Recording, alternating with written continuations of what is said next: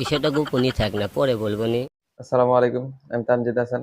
আজকে আমার সাথে আছেন এই প্রজন্মের আইডল এবং বিশ্ববিখ্যাত শিল্পী, আমাদের সবার পরিচিত হিরো আলম ভাই। তো ভাই কেমন আছেন? আমি ভালো আছি, সব সময় ভালো থাকার দলে। যাক, হিরো আলম ভাই সবসময় ভালো থাকার দলেই, কিন্তু কিছু কিছু লোক আছে যারা তাকে ভালো থাকতে দেয় না। তো হিরো আলম ভাই, আপনার কাছে জানতে চাইছিলাম যে কিছু কিছু লোক আছে যারা আপনাকে হিরো আলম থেকে জিরো আলম বানায়, তো তাদেরকে আপনি কি বলবেন? আমার রূপে আমি গর্ববতী, এতে আমি ধন্য। এত অল্প সময়ে কেউ এত ডেভেলপ হতে পারে না। এই জন্য সবাই হয় ভালোবাসে বলে হিরো আলম বলে দেবে জানে।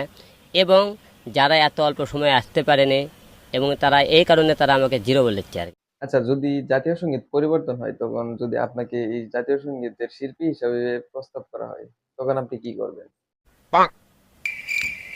উম, বিষয়টা ভাবার বিষয় আছে। কিন্তু অনেকের কাছে একটা কথা শুনতেছি যে আপনার সাথে নাকি সমন্বয়করা যোগাযোগ করছে অলরেডি, এবং আপনার একটা গান তারা বাইচা নিছে যে এই গানটাই জাতীয় সঙ্গীত হিসাবে বেছে নেওয়া হইব। বিষয়টা গোপনই থাক না, পরে বলবো নি। ঠিক আছে, বিষয়টা গোপনই থাক। আর যদি এই জাতীয় সঙ্গীত পরিবর্তন হয় আর হিরো আলম ভাইয়ের একটি গান যদি বেছে নেওয়া হয়, তাহলে কোন গানটি বেছে নেওয়া হবে? কমেন্টে জানিয়ে দেবেন।